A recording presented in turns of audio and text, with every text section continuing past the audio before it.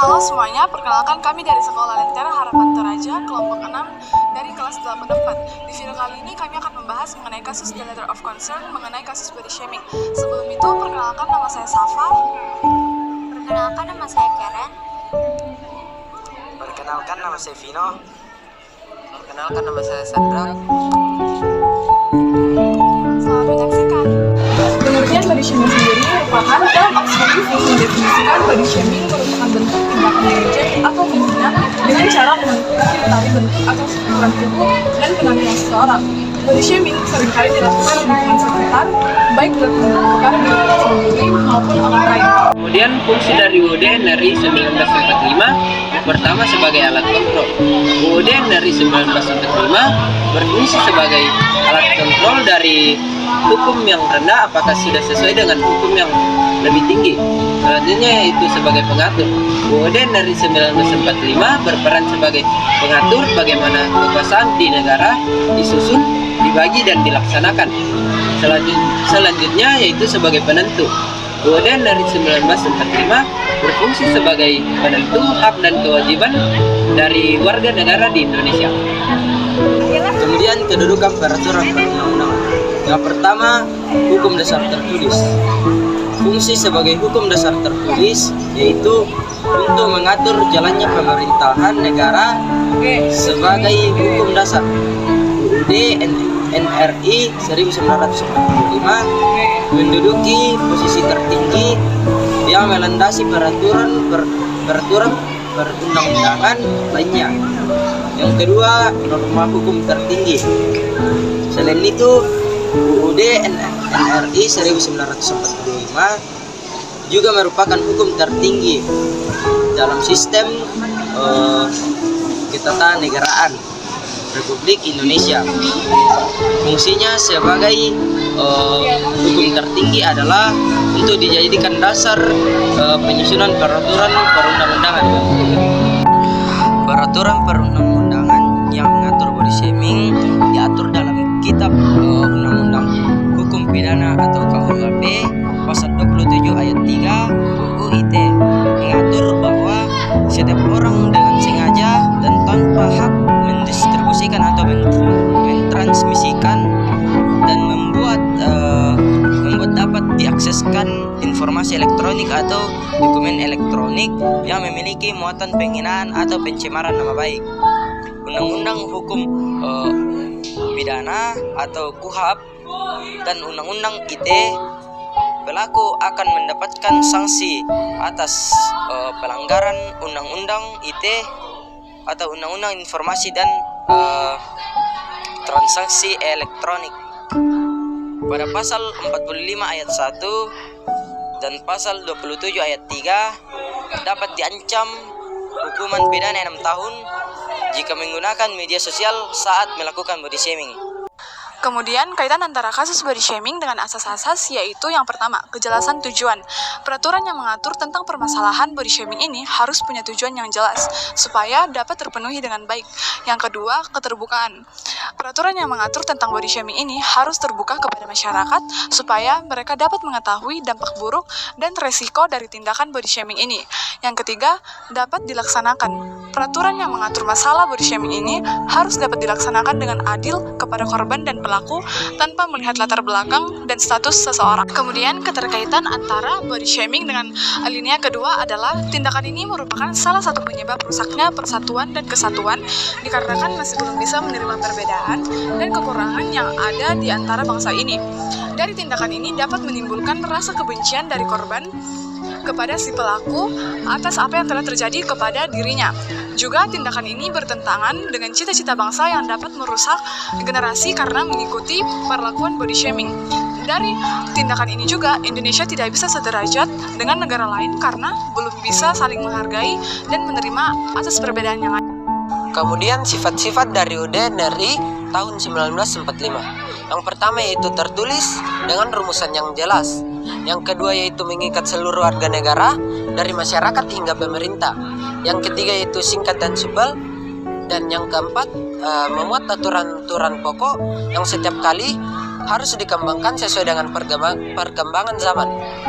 Yang kelima yaitu memuat norma aturan dan ketentuan yang harus dilaksanakan secara konstitusi. Yang keenam adalah peraturan hukum positif tertinggi, dan yang ketujuh adalah alat kontrol terhadap perundang-undangan yang lebih rendah. Kemudian tata urutan peraturan perundang-undangan. Yang pertama adalah Undang-Undang Dasar Negara Republik Indonesia tahun 1945. Yang kedua adalah ketetapan MPR. Yang ketiga adalah undang-undang atau peraturan pemerintah pengganti undang-undang. Yang keempat adalah peraturan pemerintah. Yang kelima adalah peraturan presiden. Yang keenam adalah peraturan provinsi, dan yang ketujuh adalah peraturan kabupaten atau kota. Kak, kamu pernah menjadi pelaku body shaming? Iya, saya pernah menjadi pelaku body shaming. Apa alasan kamu melakukan tindakan tersebut? Alasan saya, awalnya saya hanya ingin berniat untuk bercanda dan mengganggu korban tersebut. Apakah ada rasa kesenangan dari diri sendiri Anda ketika melakukan hal tersebut? Tentu saja ada. Karena awalnya niat saya hanya untuk bercanda. Kan bercanda itu membuat kita senang, sehingga saya puas untuk mengganggu korban tersebut. Apakah ada rasa menyesal dari diri Anda? Setelah saya melakukan tindakan tersebut, saya langsung kepikiran dan ada rasa menyesal. Tetapi secara pribadi saya masih tanpa sadar melakukannya kepada orang lain, yaitu tindakan body shaming. Pertama, apakah kamu pernah menjadi pelaku atau korban body shaming? Iya. Kedua, apa alasan kamu melakukan hal tersebut? Karena kami menganggap sebagai bercanda.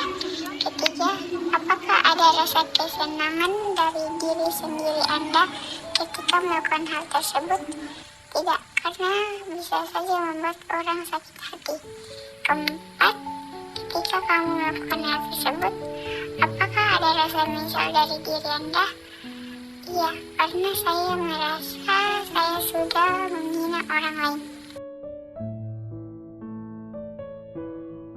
Body shaming dan perasaan saya saat dilakukan seperti itu adalah tentu sangat sedih, dan saya jadi merasa tidak berharga, merasa insecure, dan juga menyalahkan diri sendiri.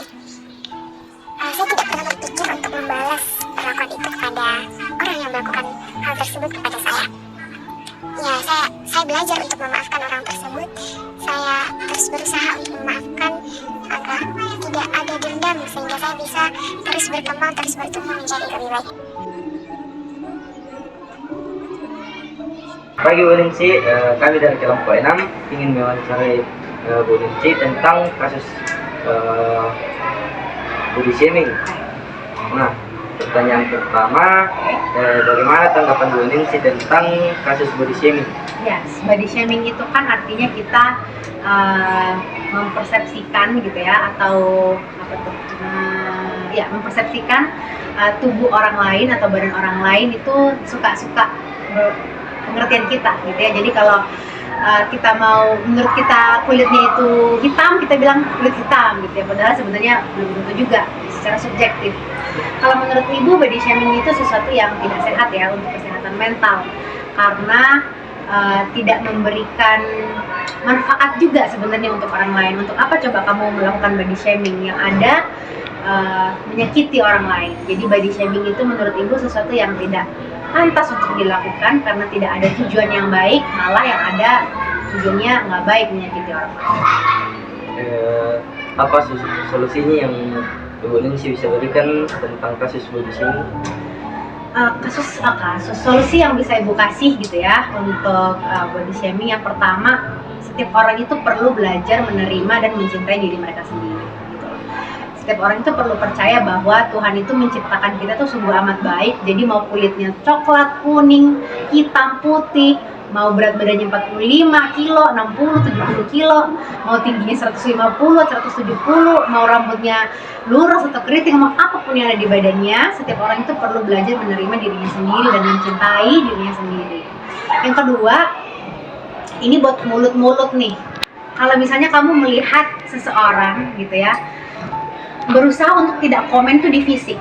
komen tuh yang lain, coba tanya kabarnya, apa kabar hari ini gitu ya. Nggak usah gendutan kok, jerawatan kok, itu kan nggak ada faedahnya juga sebenarnya. Menurut Ibu seperti itu. Terima kasih Bu Ningsi sudah meluangkan waktunya untuk bisa kami wawancarai. Oke deh, sama-sama. Pertama, kami mengucapkan terima kasih karena Ibu Monik meluangkan waktunya ke kami dengan mewawancara. Jadi di sini kami akan mewawancara Ibu Monik mengenai kasus body shaming. Jadi yang pertama itu, apa tanggapan Ibu Monik mengenai kasus body shaming? Oke, pertama tanggapan tentang body shaming. Kenapa body shaming itu terjadi? Itu karena seseorang mempunyai standarnya masing-masing tentang suatu tubuh yang ideal gitu. Masing-masing orang punya standar masing-masing. Ketika seseorang menganggap ini tidak ideal, maka terjadilah body shaming gitu. Padahal kan sebenarnya body shaming itu tidak perlu terjadi, karena kan yang paling utama di sini adalah bukan tentang bentuk tubuh yang pasti tentang kesehatan tubuh. Jadi ibu sangat tidak setuju tentang body shaming seperti itu. Untuk pertanyaan kedua, apakah ada solusi yang bisa diberikan kepada kasus body shaming? Oke, sebelum solusi, ibu akan memberikan dulu pandangan tentang kenapa kita tidak perlu body shaming gitu ya. Karena bentuk tubuh orang tuh beda-beda. Tuhan menciptakan kita tuh beda-beda. Bayangkan kalau Tuhan menciptakan sama dengan bentuk tubuh yang sama, dengan berat badan yang sama, dengan tinggi badan yang sama, apakah terlihat aneh? Aneh gitu ya. Karena itulah kenapa Tuhan menciptakan kita berbeda-beda, tinggi badan beda, berat badan beda gitu ya, bentuk badan berbeda, supaya itu menunjukkan bahwa Tuhan itu sangat kreatif dalam mencipta. Jadi ketika kita mau melakukan body shaming gitu ya, kita artinya tidak hanya menjatuhkan orang tersebut, tapi kita tidak menghargai karyanya Tuhan yang sangat kreatif dalam mencipta. Dan juga kita perlu tidak boleh insecure tentang bagaimana keadaannya kita, karena keadaan kita itu menantangkan bagaimana kreativitas Allah dalam berpikir lalu terciptalah kita. Kita itu kan adalah hasil dari pemikiran Allah, betul ya? Kita adalah hasil ciptaan Allah yang benar-benar Allah pikirkan secara serius. Jadi tidak ada lagi alasan kita untuk insecure. Makanya kita insecure. Kalau kita insecure berarti kita tidak percaya akan karyanya Sang Pencipta, gitu ya. Gitu dari. Terima kasih Bu. Oke. Selamat siang Ibu. Sekarang kami semua tentang kasus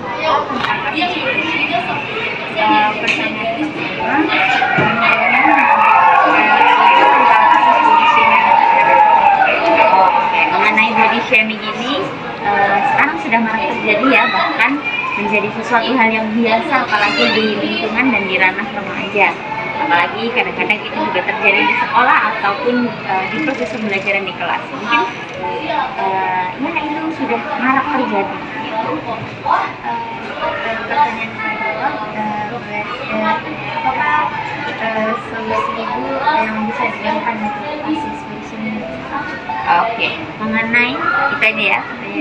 Mengenai kasus body shaming yang terjadi, bagaimana solusi yang bisa saya berikan? Yang pertama adalah belajar untuk menghargai diri sendiri dan orang lain. Karena kalau kita menghargai orang lain, otomatis kita tidak akan melemparkan ejekan-ejekan yang membuat orang lain itu menjadi rendah diri ataupun menjatuhkan orang lain. Sekalipun bercanda ya, tetapi ketika kita menjatuhkan orang lain itu tidak jatuh jadi bercanda lagi ya, bisa jadi masuk pada penghinaan ataupun body shaming. Sama-sama. Pada awalnya, Tuhan menciptakan manusia seturut dan segambar dan rupa Allah. Masing-masing dari kita diciptakan dengan adanya perbedaan. Namun karena kejatuhan manusia ke dalam dosa, membuat relasi yang shalom dalam diri manusia rusak bahkan hilang. Akibatnya manusia sudah seperti tidak punya hati nurani, sehingga manusia tidak takut lagi untuk melakukan hal seperti body shaming kepada sesamanya. Tindakan ini merupakan tindakan yang melanggar peraturan perundang-undangan.